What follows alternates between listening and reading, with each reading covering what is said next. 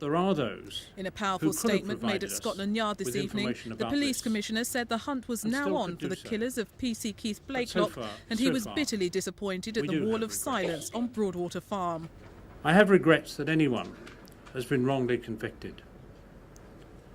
I've also got regrets that a murder was committed and the persons concerned have not been convicted.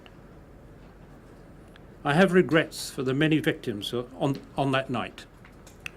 Mrs. Blakelock and her 3 sons were victims.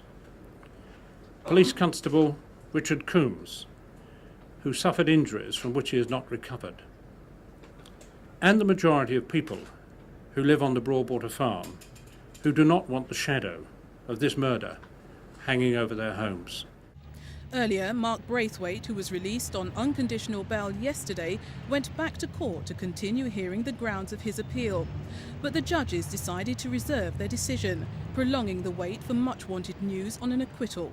The 2 men are still almost free, and this afternoon they took the opportunity to thank their supporters. I'd like to thank everybody who showed concern in the last 6 years, especially the campaign, the Tottenham Free campaign, the families, especially my wife, Sharon. I can't get back those 6 years out of my life. My youth is, you know what I mean? I've lost it. My son being without a father for 6 years, this is Christmas. And I'm going to make sure it is Christmas and he's going to enjoy that Christmas. The families, friends and supporters of the Tottenham Three are calling for urgent action to end all present miscarriages of justice and prevent any happening in the future.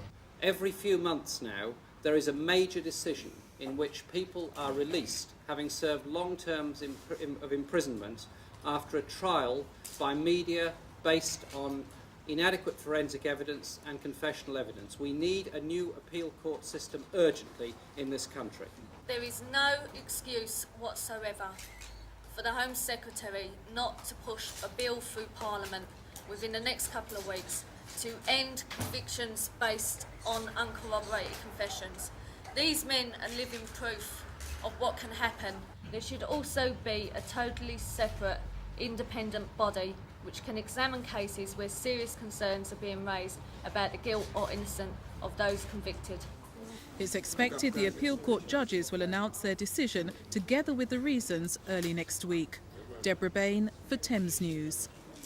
We'll start as soon as the chairs are here so we can start properly, okay?